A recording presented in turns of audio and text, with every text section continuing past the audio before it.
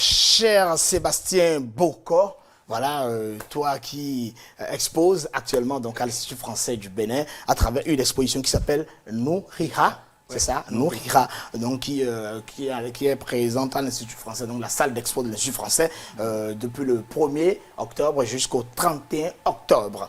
Alors, est-ce qu'il a besoin de te présenter à nouveau? Il faut le faire puisque tu es là, mais tu es déjà passé sur cette émission. Toi, tu es né quelque part, non loin de chez monsieur, enfin, c'est Mamonceau. Toi, tu es né à Convin, c'est bien ça. Tu es né à Convin, tu as appris la sculpture en regardant ton père le faire. Mais l'arrivée à Cotonou, après, a donné plus d'ouverture. Je sais que ton père, c'est sculpture sur bois, mais toi, tu as allié bois, métal et peinture désormais. Tu fais aussi des installations, etc.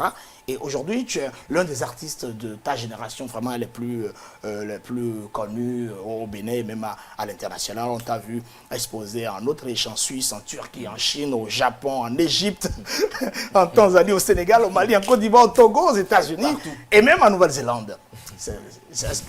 Alors, quand on a fait ce parcours, alors qu'on n'a pas encore la quarantaine, 41 maintenant. 41 maintenant, mais d'accord. Un peu après la quarantaine, comment on se sent? Bon, on sent quand même que... Laissez-les aller. Je pense que, ouais, je me pose aussi la question parce que, voilà, il y a quelques années, on se connaissait en tant que des slameurs. Slameurs, oui. Le temps a passé, aujourd'hui, j'ai... Parce qu'il est de la première génération de slameurs avec le 10 PP 229, c'est un grand slameur, oui, mais là, on ne nourrit que là où on a bien nourri. Donc il s'est plus consacré à la sculpture, à la plastique, qui est très bien d'ailleurs. Oui, je pense qu'à un moment donné, il faut faire des choix, même si c'est difficile par rapport à ce qu'on aime. Oui. Ce qu'on aime, ce qu'on apprécie et ce qui est bon pour soi. Oui. Il faut savoir distinguer les choses. Là où on te réveille à 2 h du matin, tu pourras faire quelque chose d'incroyable, où tu te sens confortable. À un moment donné, il faut choisir, il faut décider. Et donc, on va revenir donc, dans ton artistique. Tu as fait plusieurs séries. Hein. Il y a eu par exemple Africa Miss, il y a eu Africa Miss, il y a eu Transcendance, il y a eu l'histoire sur les Egungun aussi. Et puis, il y a une continuité dans tes sculptures, surtout sur les femmes.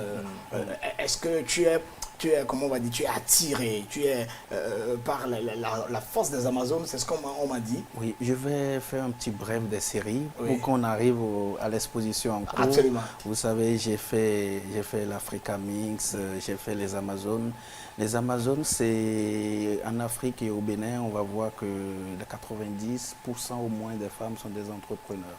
Mais le problème, c'est qu'on pense que puisque c'est des petits métiers comme vente d'oranges, vente de pièces de divers ou des choses comme ça, on minimise la portée de ces choses-là. Pendant que ce n'est pas nécessaire d'aller... Bon, c'est bon d'aller à l'école, mais il ne faut pas forcément être universitaire pour être considéré comme une Amazone. C'est ce qu'on dégage, c'est ce qu'on fait, c'est la foi qu'on a qui fait de soi un Amazone. Donc, cette série Amazon, c'est pour rendre hommage à toutes les femmes, même celles qui restent à la maison et qui s'occupent des enfants. C'est important. Je pense qu'il faut préciser ça parce que parfois on a l'impression que si tu n'es pas universitaire, si tu ne travailles pas dans une entreprise, tu n'es pas... Et quand on passe de ça, il y a la série que j'appelle Transcendance, qui fait hommage à nos pères. On a tendance à détester nos parents quand on est ado, et quand on atteint la quarantaine ou quelque chose, on devient sage et on leur donne raison. Ça parle de ça en fait. La Transcendance, c'est une série où vous allez voir des têtes superposées et qui me permet de méditer sur ma place dans ma famille et dans ma société. Donc, à part ça, il y a d'autres choses. On revient à Nourira. Nourira, c'est un projet qui est né il y a un moment, par rapport à mes expériences de cette vie, À l'école, on n'était pas autorisé à parler le français, à parler Avant le que fond. tu expliques tout ça, avant que tu expliques tout ça, parce on était au vernissage donc, de cette exposition, que c'était le mercredi dernier. Oui. Et puis, grâce à Cindy, nous avons eu cette petite vidéo, parce que c'est une séquence où il y a eu cette cérémonie, où il y a justement, parlant de slam, Ahmad Beyon a livré un joli slam. Et après, il y a eu la deuxième partie où il fallait entrer dans la salle où il y a une chambre noire, etc. Oui. Avant que tu ne nous dises pourquoi du comment, on regarde un peu ce début, la cérémonie du vernissage.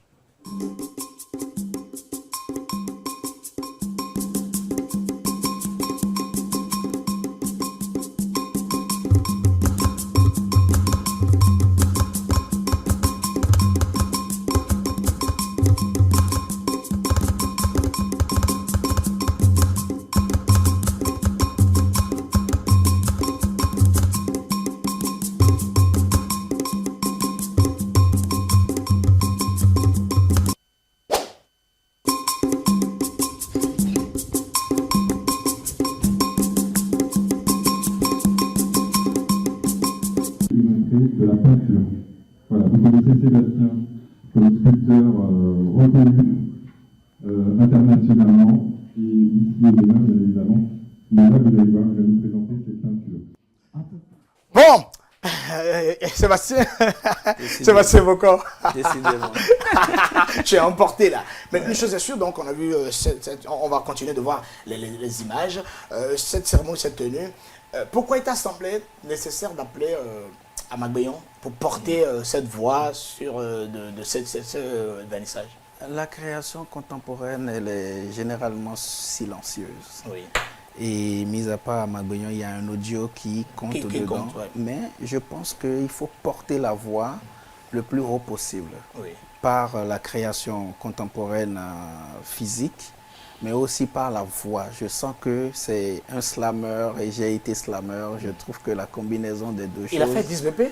Non, il est plus jeune. Il est plus jeune. Donc... Mais au moins, une chose est sûre, puisque lui, il se proclame slammer vaudou, est-ce que ça va de pair avec ce que tu livres? Oui, parfaitement. Parfaitement, ça va de pair avec ce que je fais. Je pense que quand on rentre dans la salle, il y a toute une combinaison d'éléments qui te fait sentir quelque chose. Justement, parlant de la salle, on va continuer de parler, mais on va voir comment est-ce que le public, après donc, la cérémonie où il y a eu donc, le slam, il y a eu la déclamation, il y a eu comment on entre dans la salle à travers ce portail-là. Ce portail où tu dis il faut se baisser pour respecter, pas forcément faire référence à quelqu'un, mais aux chiffres, au nombre qui incarne l'universalité. Sébastien. C'est comme entrer dans un autre univers. C'est ça, n'est-ce pas, Sébastien? Oui, je pense qu'on utilise un téléphone, on utilise la connaissance. On utilise des éléments dont on n'est pas des connaisseurs. Oui.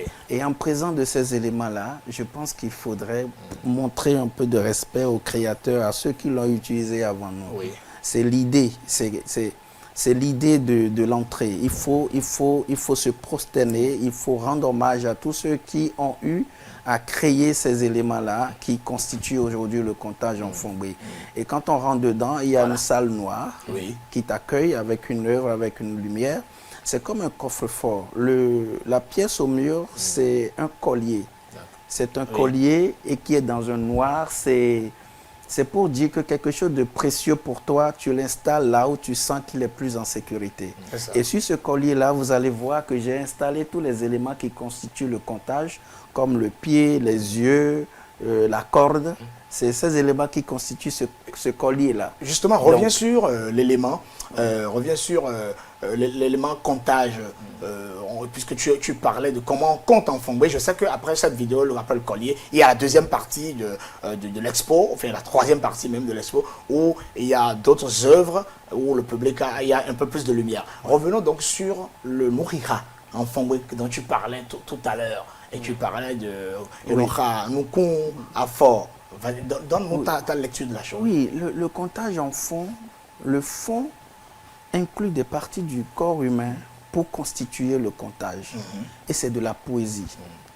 Le fait de prononcer une partie de l'être humain ou un élément plus ajouter une partie d'être humain qui constitue le comptage, c'est de la poésie. C'est hyper poétique. Par exemple, on dit combien? Par exemple, quand on arrive à 15, on dit afo, attends. Ça fait 3 pieds. 16 se dit afo, attends. Donc on a 3 pieds plus un œil. Et quand on arrive, à 20, oui. Oui. C'est Non, ce que je dis, comme c'est des parties d'humain, il y a une philosophie derrière que c'est une philosophie. Et quand on arrive à 20, c'est ko. Dans ma langue, 20, c'est ko. Écho, c'est... Ko, c'est l'argile, c'est la terre. Donc la terre plus un œil, ça fait 21. Et arrivé à Gban, c'est Gban, dans ma langue, en fongbe, c'est la corde qu'on utilise pour monter sur le palmier. Laisse-Marie, c'est toute la... C'est la corde qu'on utilise pour monter sur le palmier, c'est Gban. Et arrivé à 40, on dit Kandé. Kandé, pourquoi? À l'époque, quand on a les coris qui représentaient l'argent pour échanger, c'est des femmes qui comptaient, il y a des riches qui ont beaucoup de coris et il faut beaucoup de coris également pour échanger avec d'autres choses. C'est des femmes qui comptaient en fait. C'est des femmes qui comptaient les coris et qui sont des compteuses de 40. Donc quand elles te comptent quand tu as des milliers de coris, eux ils te décomptent ça, ils te ficellent ça comme des colliers. Donc, quand ils mettent ça 40, pour que toi, tu puisses les mettre ensemble pour les compter par 40, pour acheter par 40. Ouais. C'est la raison pour laquelle aujourd'hui, je pense, une des raisons pour lesquelles on achète des oranges par quarantaine, du coulis-coulis par quarantaine.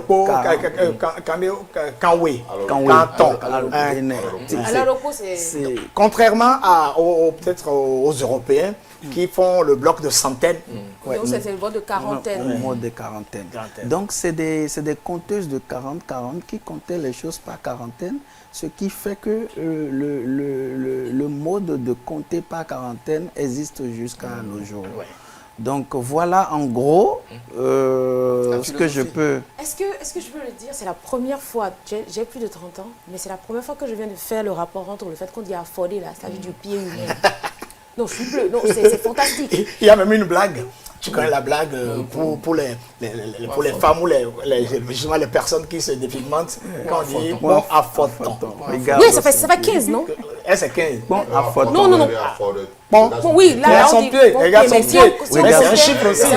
C'est bon. Le fond fait la différence quand il s'agit d'argent et quand il s'agit de compter. Parce que quand c'est l'argent, on dit généralement bon. Bon, voilà. Mais le pound, on va tirer du pound aussi. Ah, ça, je sais pas. Oui, c'est du pound à photon. Oui. Dollar, ça va être dollar. C'est des origines, c'est des déformations. Mais cependant, revenons à Sébastien. Alors, à côté du collier, quand on rentre maintenant, il y a d'autres œuvres qu'on va revoir. Quelle est leur part d'existence aux côtés du collier? Le tout fait un ensemble et c'est ça qui constitue cette exposition. C'est-à-dire que dans les chiffres, il y a des chiffres qui ont de très belles images, comme 20, Co, l'argile, la terre. La terre surmontée d'un œil, ça fait 21. Donc vous allez remarquer qu'il y a une boule, une sphère sur laquelle il y a un œil et qui représente le 21. Vous allez voir, je les ai décalés un peu. Et ça fait 21, 22, 23. Donc il y a 2 yeux sur un des sphères et 3 yeux sur le dernier. Donc ça fait 21, 22, 23. Et de l'autre côté, vous allez remarquer, c'est des sculptures de compteurs de 40, de compteuses de 40, je vais dire. Et là, j'ai utilisé la féminité du Guélédé. Je n'ai pas juste sculpté des femmes pour représenter ce truc-là. J'ai utilisé, puisque le Guélédé, c'est les hommes qui le portent pour rendre hommage à la femme et la morphologie est assez féminine. J'ai choisi cette féminité-là pour exprimer les compteuses de 40 du Dahomey. Donc, vous allez remarquer sur leur tête, c'est toujours surmonté de l'image du chiffre que j'aimerais représenter. Donc, sur la tête de celui sur l'écran, vous allez remarquer que c'est un collier, c'est 40. Si vous comptez les éléments qui constituent ça, ça fait 40. Et après, moi, en tant que plasticien, je l'ai travaillé comme je... Merci beaucoup.